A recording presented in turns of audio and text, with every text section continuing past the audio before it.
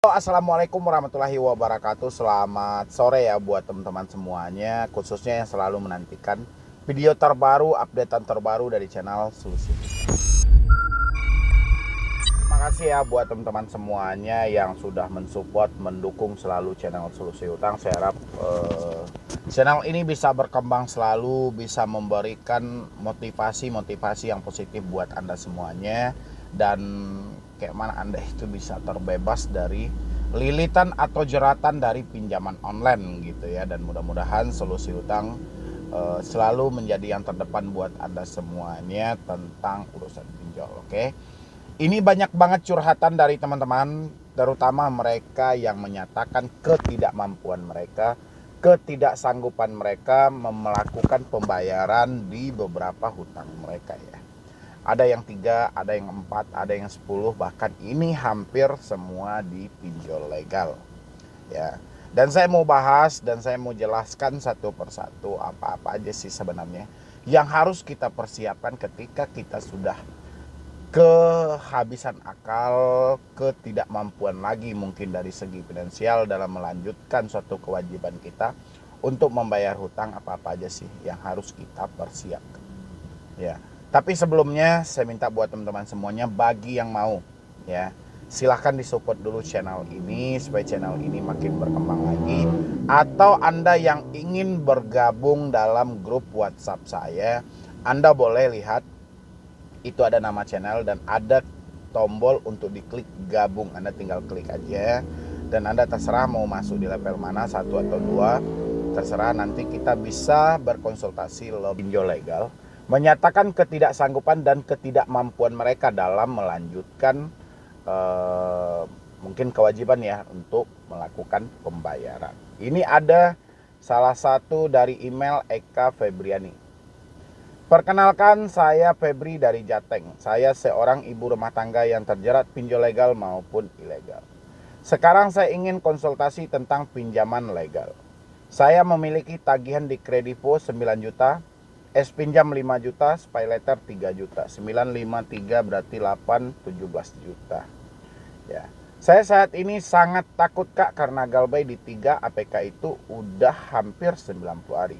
Saya takut kalau didatangi DC karena orang tua saya tidak tahu soal ini. Kalau sudah telat 90 hari lebih, apakah DC akan datang ke rumah Bang? Tapi kan namanya kita sudah masuk selik OJK dan nggak mungkin bersih juga meskipun kita lunasi. Mohon pencerahannya. Terima kasih. Oke.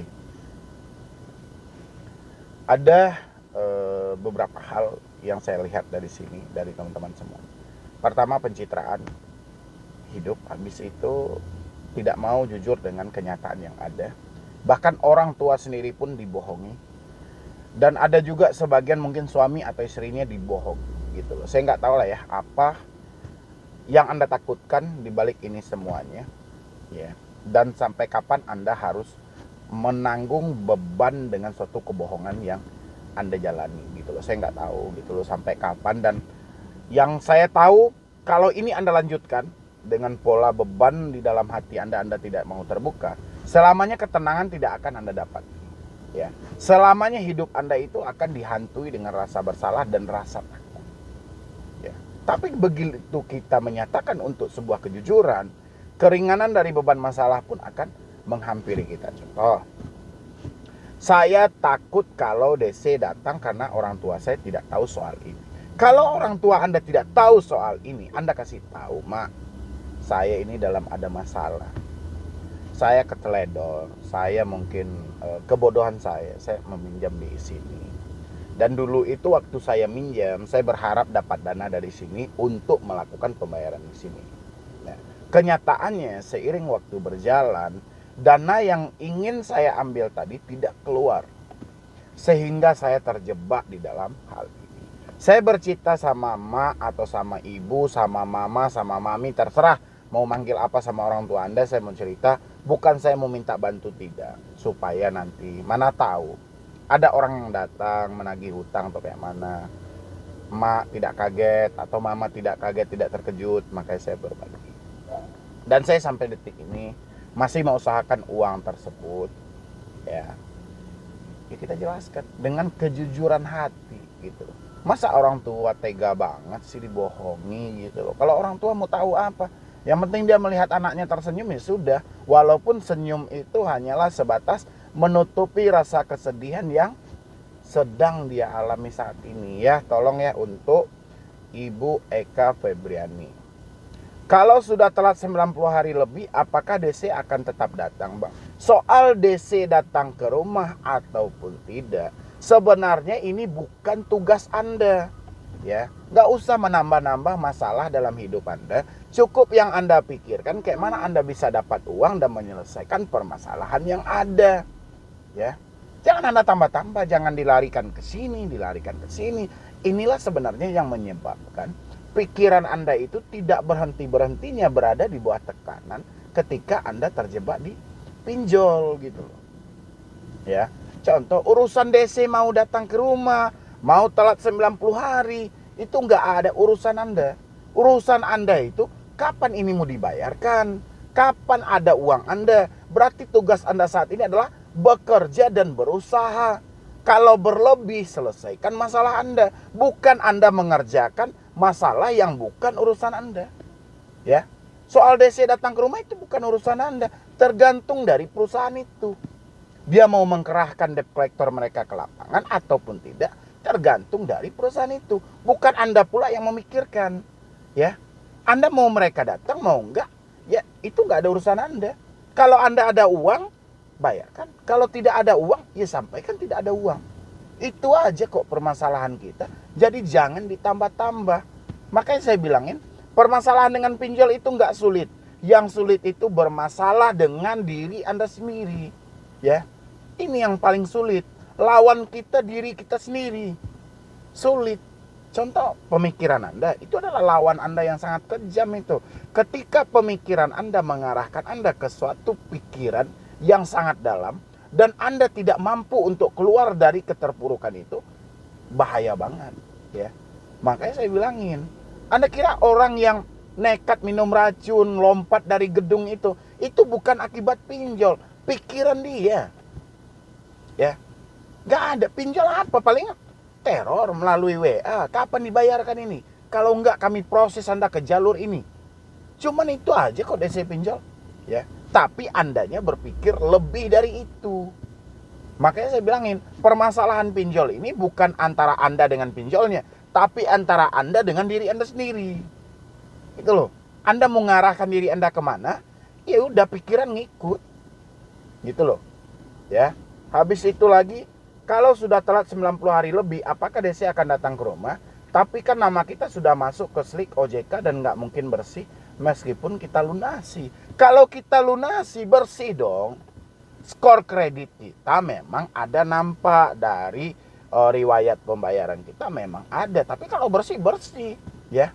Makanya saya bilangin, nggak pikiran Anda ini sebenarnya memikirkan slik OJK lah. Namanya slik ya. OJK ya pasti OJK yang mikirin. Mau dia nama orang yang di blacklist, mau tidak OJK. Yang penting tugas kita lunasin, minta surat pelunasannya. Ya, nggak usah kita tambahin. Wah, nama saya nggak mungkin bagus bang, nggak mungkin ini bang. Nambah-nambah kerjaan, udah jelas duit nggak ada. Mikirin ini, mikirin itu. Jangan ya buat teman-teman semuanya. Jangan, pokoknya yang baru gagal bayar jangan dipikirkan hal ini. Pikiran Anda cuma satu, kayak mana dapat uang, itu aja. Ya, kalau uang sudah dapat, sudah terpenuhi apa belum kebutuhan Anda? Kalau belum, penuhi dulu kebutuhan Anda. Kalau sudah terpenuhi, sisanya simpan untuk menyelesaikan masalah yang ada. Kayak gitu kita jadi debetur itu, gitu loh. Ya. Makanya saya bilang, saya selalu teriak-teriak itu di video. Permasalahan Anda itu nggak ada hubungan dengan hukum. Nggak ada soal DC datang ke rumah. Nggak ada hubungan dengan slik OJK. Masalah Anda cuma satu, bayar. Ya. Untuk bayar itu perlu uang bang, makanya perlu bekerja. Bekerja itu butuh ketenangan pikiran. Kalau Anda keadaannya seperti ini, pertama mikirin DC datang ke rumah. Habis itu mikirin proses hukum. Habis itu mikirin slik OJK. Kapan Anda mau kerja? Ya. Kapan pikiran Anda diberatkan loh. Pikiran Anda dibebankan. Orang yang mau mencari rezeki itu pikirannya harus tenang. Harus fresh. Berangkat pagi dari rumah dengan bismillah. Gitu loh. Ya. Nggak mungkin kita berangkat pagi dari rumah dengan tekanan yang begitu berat. Rezeki mana yang mau menghampiri kita? Orang otaknya lagi berat banget kok. Ya, ini dari teman-teman semua nih. Itu sudah saya cerahkan ya Ibu Eka Febriani. Dan habis itu ini ada lagi dari Lady Aster Laura.